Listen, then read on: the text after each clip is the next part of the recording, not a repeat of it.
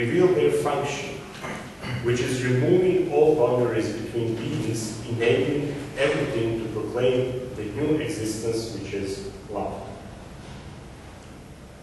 So far we have seen what characterizes icons, both in terms of the narrative they depict and in terms of their visual structure and stylistic elements, as well as what enables them to give a reliable testimony to the faith of the Church.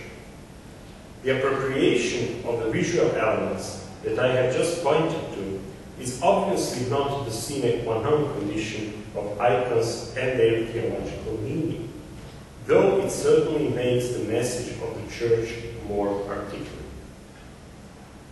It is also an example of how particular aesthetical elements, such as specific light and forms that appear already in the ancient art, can be given a new meaning within the Church in order to express very essential, but in the same time very sophisticated properties of our faith. However, we could ask again where the borders of such an approach are. Can something like this be an example of contemporary iconography? This might seem too modern, too mannerist, and too abstract, that no one could possibly pray in front of such painting, full of expression and vibrant colors. However, if we take a look at the iconographic tradition, which was not immune to individual artistic approaches, we'll discover that many forms are transfigured to such an extent that they are less historical and more, say, eschatological in their appearance. Many developments in the contemporary Orthodox Christian iconography are dedicated to the examination of these borders in order to reach alternative styles compared to the medieval ones.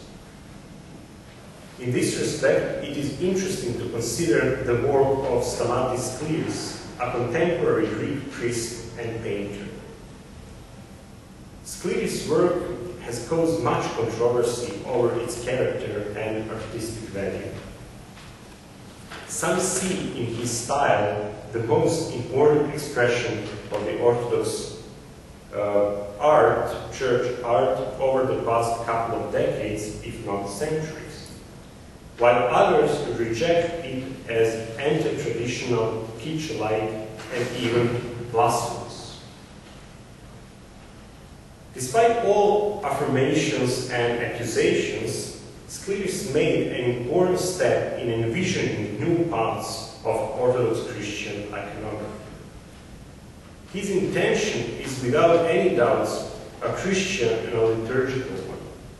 He warned iconographers that authentic faith requires an authentic expression.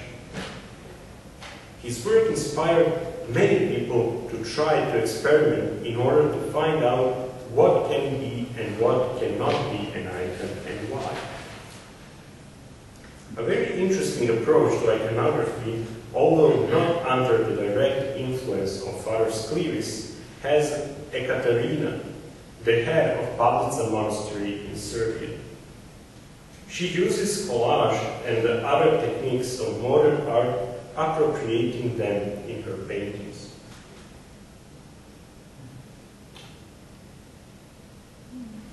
Another interesting interpretation of traditional Orthodox iconography offers Marko Rupnik, a Jesuit priest, painter, and theologian. Trying to find a new approach to the ancient technique of mosaic, Rupnik combines vivid colors and variety of materials with stylized forms inspired by early Christian and Byzantine art. These experiments offer very important directions to be explored in the future. Some of the artists who belong to a younger generation that shaped their artistic sensibility in the workshop of Centrum Aletti, where Rupnik works, are very active nowadays, decorating not only Roman Catholic but also many Orthodox churches. Considering all these examples, one could wonder if the answer to the question, where are the borders of iconography, lies in a personal experience of God and a visual appropriation of it. Or maybe in the communal experience of faith and the proper forms that can express this faith on behalf of the whole community.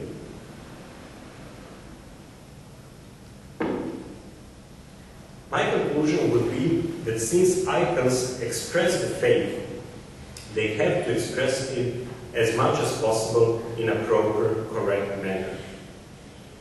It is necessary, however, to express the faith in dogmas and dogmas in an authentic way as well, as a living reality and not as an empty formal principle.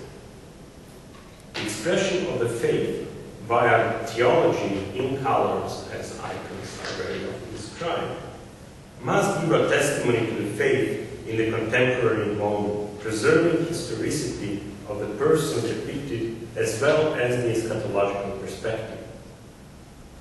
Based on our analysis of the medieval icons, we could say that as long as formal elements can express the eschatological reality of our faith, they must be permitted entrance into iconography. We also need borders of iconography as liturgical art, since there are borders of faith. However, I do not see any reason for establishing a priori borders of the Christian art in terms of the materials, forms, or stylistic orientations, since there shouldn't be any borders of one. Thanks.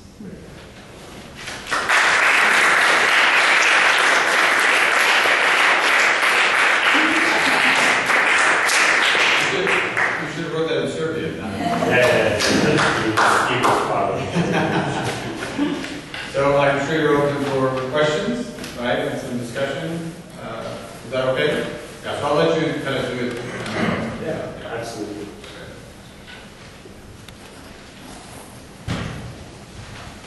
Or comments or critiques or whatever.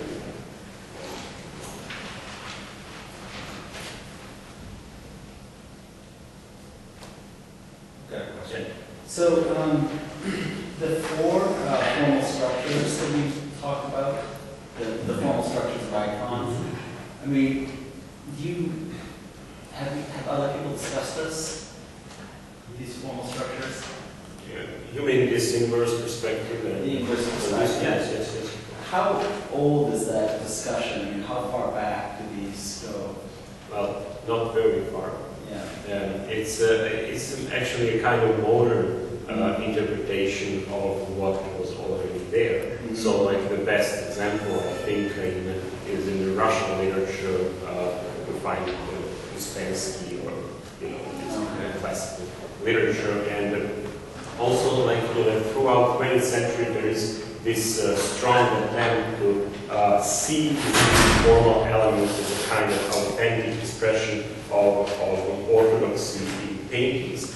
And part of that attempt is 19th century art, especially in Russia, which, as you know, moved far away from Orthodox traditional medieval styles. I mean, it was appropriated through the 18th century mostly, all these Baroque elements and Romantic elements from the West.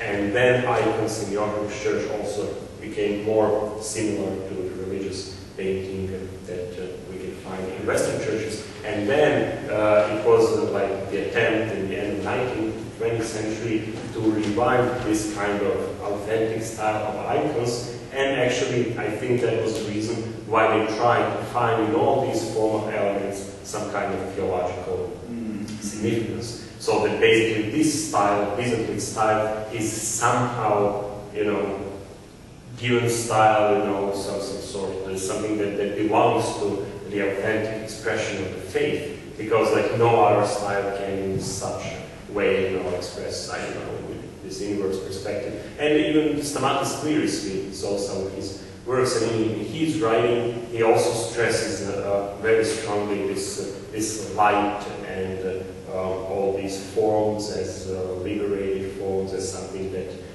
is totally different from what we can see in the Western art, Renaissance times and so on.